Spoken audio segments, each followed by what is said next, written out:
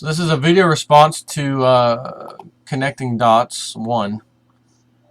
I guess he's been banned from my website for my moderator. One of my well, I only have one moderator.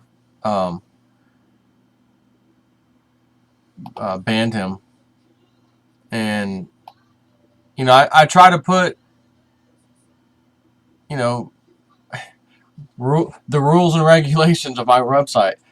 I opened this website, realistnews.net, back in like March or April. I think I first started in March of last year, 2011. So it's basically been open a year. A place to talk about what I think is important news. We all do. Important news, things to pay attention to.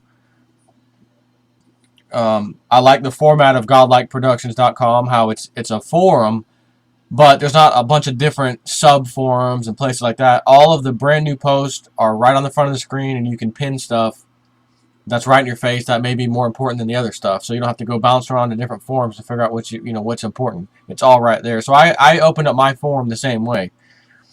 And I guess he's getting pissed off that I have Google ads, which do make a little bit of money for me on my website, which helps pay for some of the, like when I have to do a recent hard drive replacement, stuff like that. Yeah, I could put a donate button on there, but as I said when I first opened up this website, I don't want to have to put a donate button to my YouTube subscribers or my people, whatever you want to call it, followers on YouTube that go to my website, which is pretty much how most people find my website from YouTube.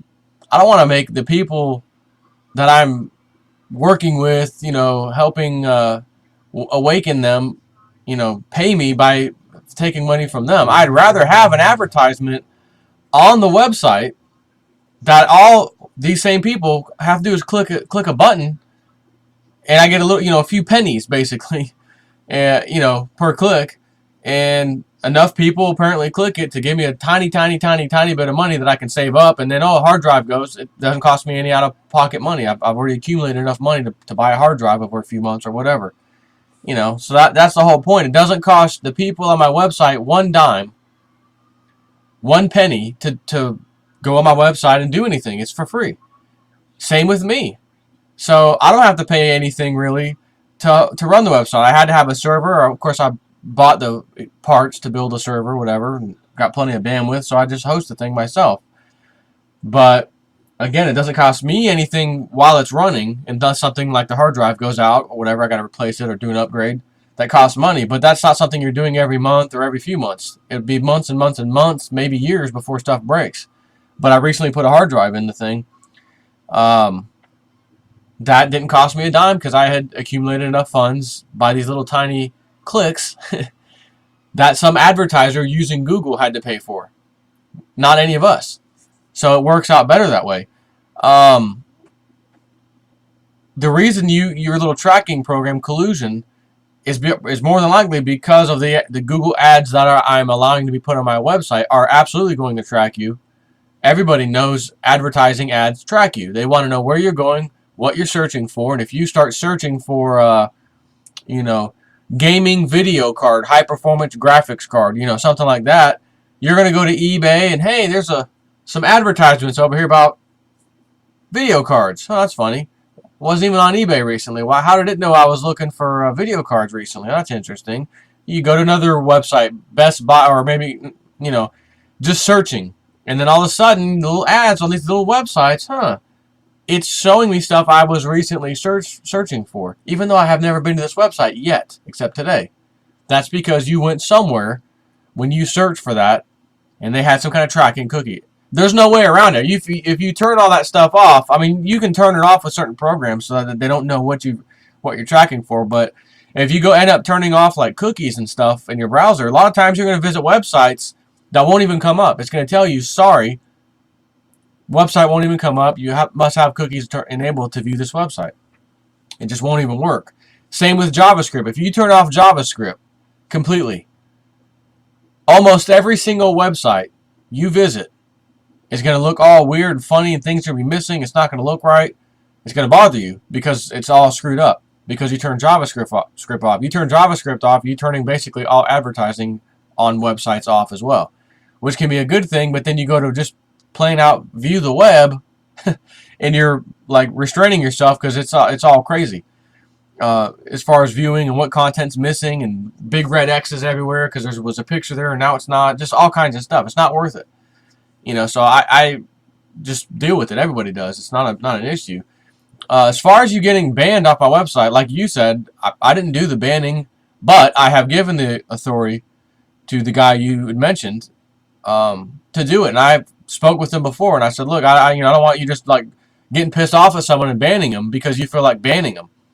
And I changed the little disclaimer thing at the top of my website when I made a post saying the same thing. Look, I created my website to awaken people, to have a place to discuss things. I want freedom of speech to reign, right, for everybody. And I don't want to have to pick and choose who's allowed to have freedom of speech.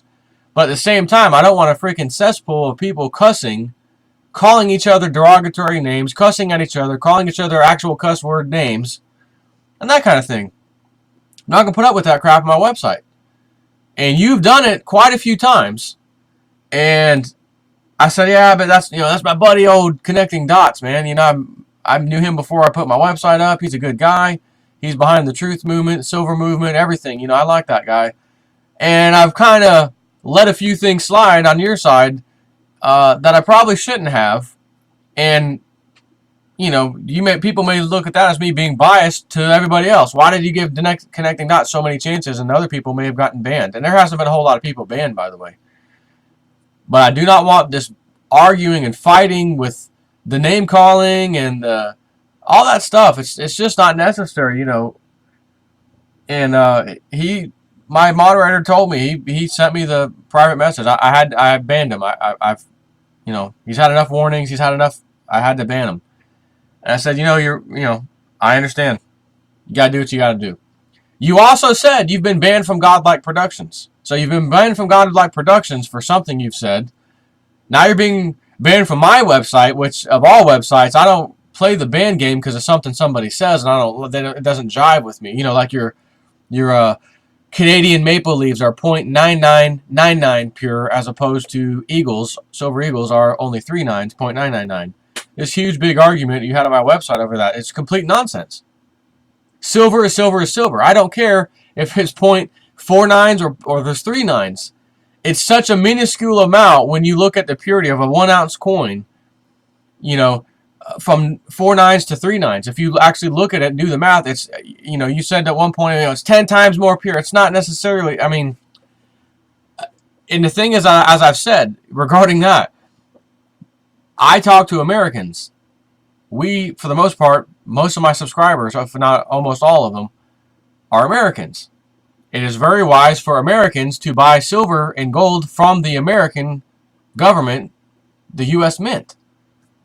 Lindsey Williams, your guy you talk about too, you know him. He's been telling people, specifically if you're an American, you buy the American coins.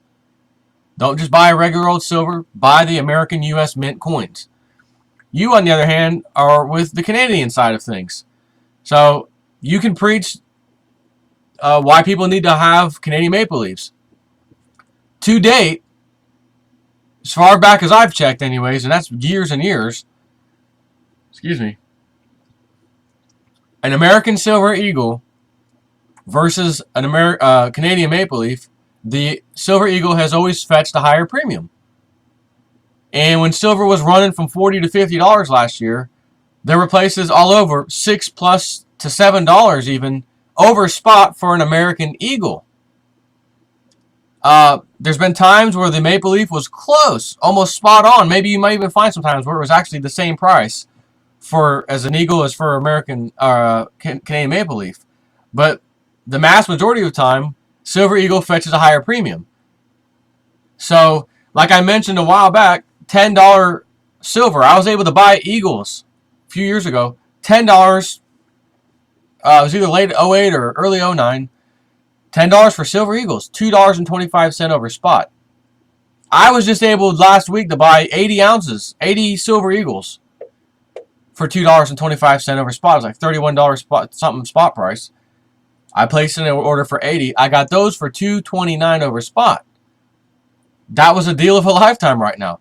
So when we start to see it climb again, you start to see $50 and $60 silver, and then 70 and 80. When it gets to those levels, can you imagine what a Silver Eagle premium is going to be? We're going to see $8, $9, $10 premiums for Silver Eagles.